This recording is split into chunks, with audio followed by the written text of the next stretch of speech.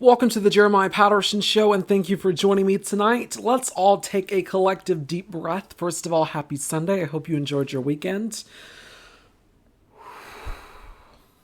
Okay. Let's all sort of collectively breathe in for a second. I mean, the news has been nothing but a cataclysmic marathon of breaking news headlines that are all just full of despair. And tonight, we are not going to take a break from that because there is something that just happened that needs to be covered urgently, but also something in the United States that is becoming a trend that is quite frankly dangerous. On May 25th, 1979, it was a pretty chilly day in Chicago, and thousands of people were amassing at the airport to catch flights, to see family, friends, go to sporting events, and even travel for the summer. And this plane here in particular, American Airlines Flight 191, was scheduled to take off from Chicago O'Hare International Airport to LAX. It was a civilian passenger jet. 271 people would be on board. And despite the chilly weather, the skies were pretty clear that day. And so at 2:59 p.m. local time, Flight 191 began turning from the gate, and initially maintenance essentially did not suspect anything out of the ordinary. Maintenance personnel, air traffic control, they did not suspect anything out of the ordinary. This plane was clear for takeoff. And the flight took off at about 3:04 p.m. And just 9 seconds after taking off, the airplane accelerated and reached 140 feet of altitude. And as the rise continued, the left engine separated from the wing, causing it to flip over the top wing, and immediately critical systems were damaged. What you're seeing right now on your screen, this essentially is a simulation of how that would have looked like. And the plane then rolled left, becoming uncontrollable, and it crashed into a field near a trailer at the airport just seconds after taking off. This is audio transmission with the air traffic control tower, and you can hear the moment that the plane is about to crash, moments before impact. American 191, turn right 8330, clear for takeoff 32, right north lane. American 191, on the way. Look at this. Blew up an engine, equipment, we need equipment, he blew an engine. Holy fuck. Right, American 191 Heavy, you want to come back into what runway? He's not talking to me. Yeah, but he's going to lose a wing. There he goes. I need to be released. It's easy too. Yeah, that airplane just lost the engine here. Oh my God! Damn. All aboard Flight 191, all 270 people aboard American Airlines Flight 191, including 2 people who were on the ground, were instantly killed as the plane exploded. This was news coverage of the disaster, marked the deadliest aviation event in U.S. history. Now in position at O'Hare Field to give us our first direct on-the-scenes report. Hugh?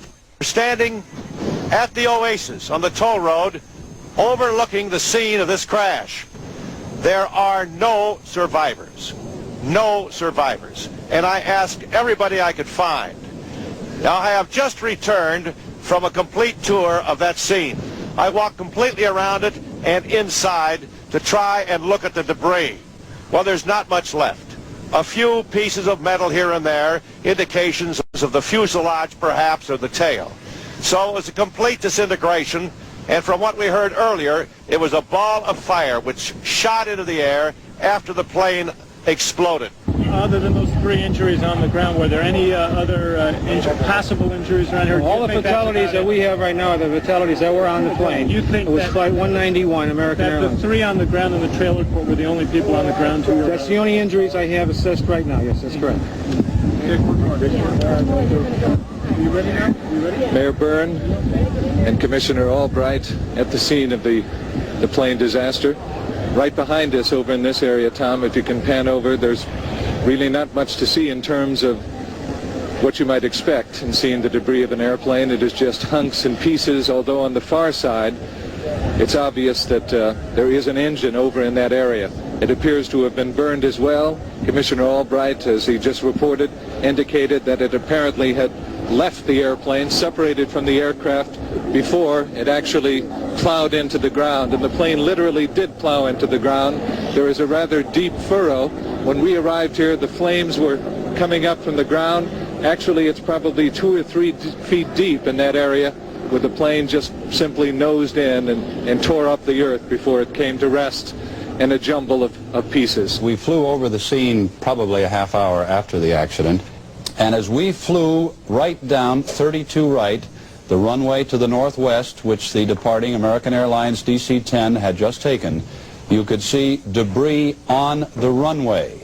In the background there, you see the fuel tanks, which would have been a major inferno had the plane crashed there. And then just in front of those, you start to see rows and rows of the mobile homes. There were thousands of people in those homes, and this pilot crashed in the only available open space between the end of that runway and those obstacles. This here is a story of the NTSB investigation. The NTSB, of course, being the National Transportation Safety Board, which in addition to the FAA, the Federal Aviation Administration, is responsible and tasked with investigating what exactly happens after plane crashes and essentially responsible for air traffic and air safety. This is from that report here. Quote, just before midnight in a field flooded with searchlights, rescue workers and volunteers miled about. They sifted through wreckage and placed markers in the grounds where bodies were marked. Elwood, driver, stood nearby sipping coffee, taking in the disastrous scene before him. I'm a pilot since I was 18, he told the Chicago Tribune. 40 years. This is the worst I've seen. It was May 25th, 1979, the Friday night of Memorial Day weekend. Fire trucks and ambulances lined the streets. Helicopters circled above like hawks. 271 people were dead. An American Airlines jumbo jet lay shattered in an abandoned airfield less than a mile from where it had taken off. Its pieces still smoldering from that erupted on impact. Driver, chairman of the National Transportation Safety Board, the NTSB, was staring at the remains of what was, at the point, the worst plane crash in United States history. Arriving at the scene of the plane crash is akin to walking into a play during the third act. Most of the story has already played itself out. The crash is the climax of a complex and nuanced plot with hundreds of characters and no clear beginning or end. Nevertheless, NTSB investigators are responsible for reconstructing the story from the evidence. They must study the characters and unearth the storyline and all of its twists and turns. In short, for the next 6 months, driver teams of investigators would devote themselves to one question: what happened? That was on May 25th, 2019, 1979, at the Chicago O'Hare International Airport. This was today. Today is February 2nd, 2025, and earlier today, a plane and a tug vehicle essentially collided at a Chicago O'Hare Airport, at the Chicago O'Hare International Airport, the same airport where that plane crashed back in 1979. It has now, essentially this event today injured one driver, according to NPR, quote, a plane struck an aircraft tug vehicle at Chicago O'Hare International Airport on Saturday, sending a 64-year-old driver to the hospital with multiple injuries. After flying in from Kalamazoo, Michigan, Saturday evening, Air Wisconsin Flight 6181 landed in Chicago and was on its way to the gate when it collided with a tug on the taxiway. According to the Chicago Police Department, the driver of the tug, a small vehicle designated to tow aircraft, was trying to cross the taxiway when the tug and the Bombardier CRJ-200 jet crashed, flipping the tug and pinning the driver underneath. Goodness. It's gruesome. The tug driver sustained head and lower body injuries and was transported to Lutheran General Hospital in critical condition but was later stabilized. No passengers or crew members aboard the flight were injured, according to a statement from American Airlines.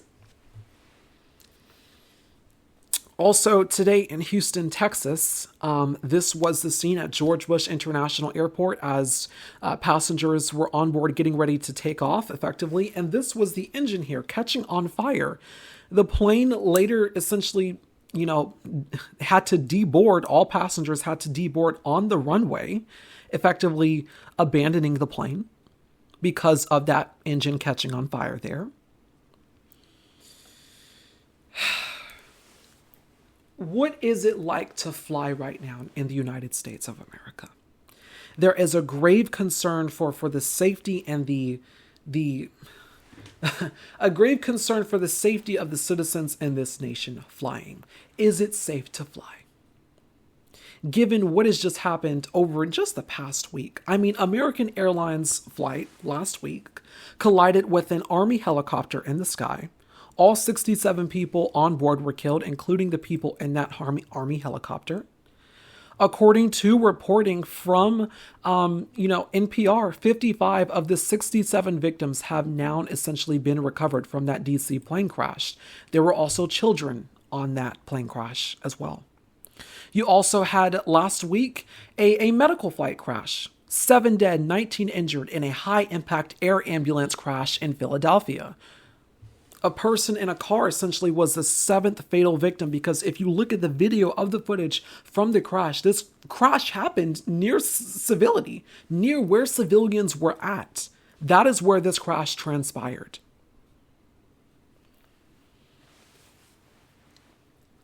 These plane crashes are not just transpiring in oceans. They're happening in heavily populated civilian areas.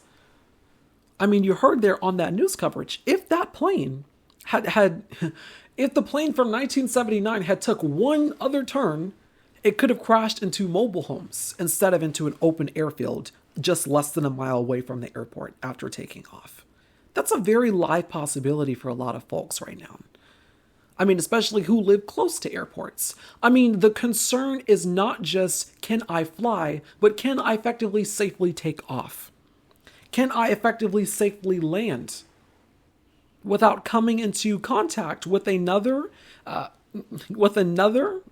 aircraft or potentially crashing on the runway? What is it like to fly right now in terms of safety and aviation in the United States of America? Can we trust what is going on? And as of now, that is probably most likely a no. The FAA's main warning system for pilots was restored today after an outage. Why was there an outage? The Transportation Secretary, Sean Duffy, essentially said that FAA systems are antiquated, and he's basically calling for more air traffic controllers. I'm sorry, there cannot be more air traffic controllers because the President of the United States, who has inexplicably and mendaciously and stupidly blamed DEI, diversity, equity, and inclusion, like the pilot's skin color is a problem here, on an American Airlines plane crash where little children were killed. The President of the United States put a hiring freeze on air traffic controllers. So I'm sorry, Mr. Transportation Secretary, we cannot hire more air traffic controllers because there is a federal freeze on hiring more air traffic controllers, a specific department, a specific group of individuals which is already overworked and understaffed. We're talking about the aviation safety in the United States of America. And the FAA director was just forced out by Elon Musk, a techno oligarch, a billionaire in the United States. Elon Musk is making decisions here, in addition to Trump. Why is Elon Musk firing the FAA director? Why is he forcing him out? Also, why do we have the situation where the Trump administration is sending emails to FAA officials and air traffic controllers saying resign or be fired, effectively destabilizing, incoherently and unilaterally dismantling the aviation safety system in this country?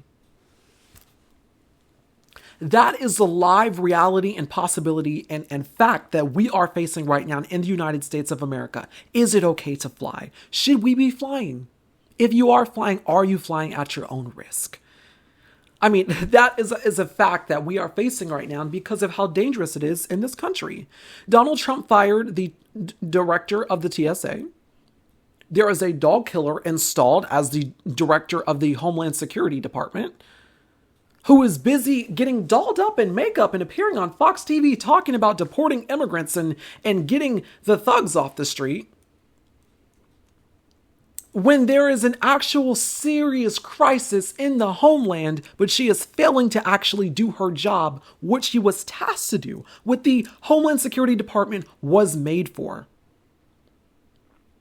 There are plane crashes happening. Kristi Noem, do your job.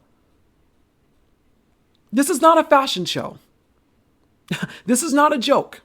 You are the director. You are the Secretary of Homeland Security. You have a job here.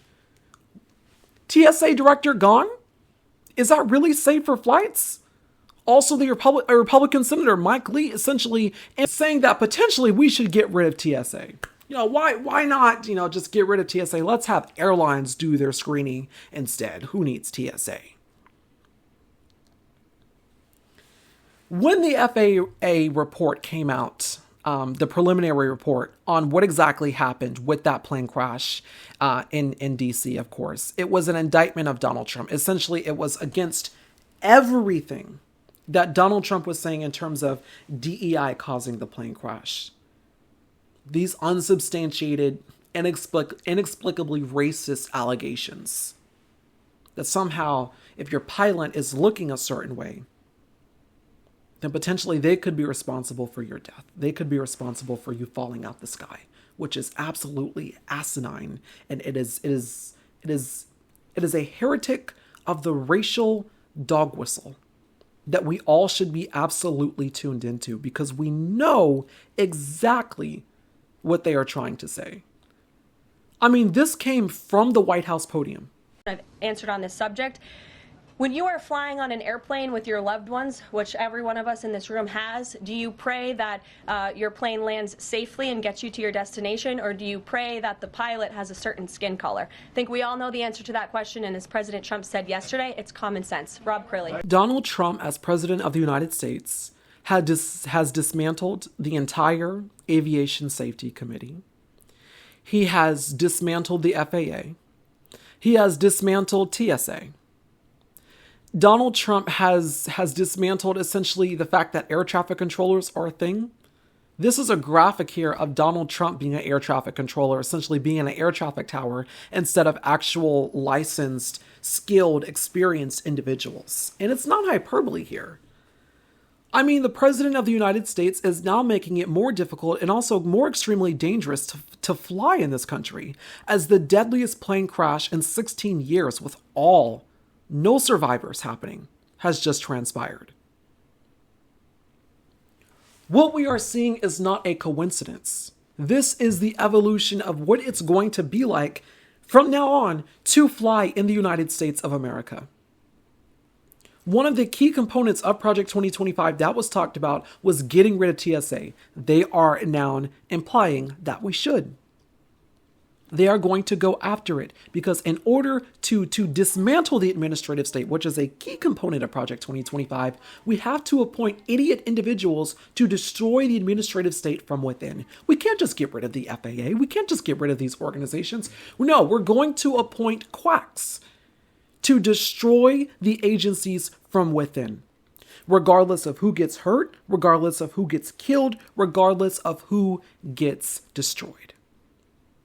We are going to do this because we do not like the way things are in the United States. And we are going to institute our agenda regardless of how many plane crashes transpire, regardless of how many little children are on planes, regardless of how many engine failures happen. After that 1979 crash on May 25th, there were major changes into the way that things were done, making sure, double checking, triple checking that planes were good before taking off.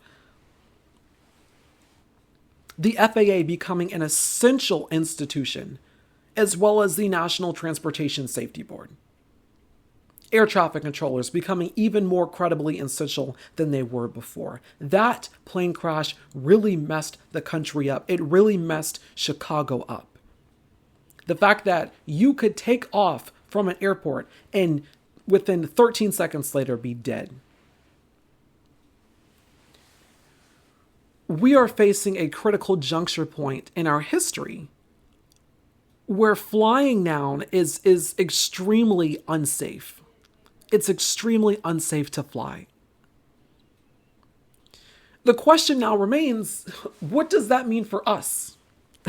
What does that now mean for us as citizens in this country who typically do air travel? What does that mean? Because with the dismantling of the FAA and NTSB, we effectively will not be able to trust the results of the investigation from the FAA and from NTSB, even if we get those. Because the agencies that were tasked with doing what they are supposed to do are now being controlled and directed by people like Elon Musk and Donald Trump and his White House, who's blaming DEI on a plane crash. That live reality is what millions of Americans are facing right now as flight cancellations are going into effect.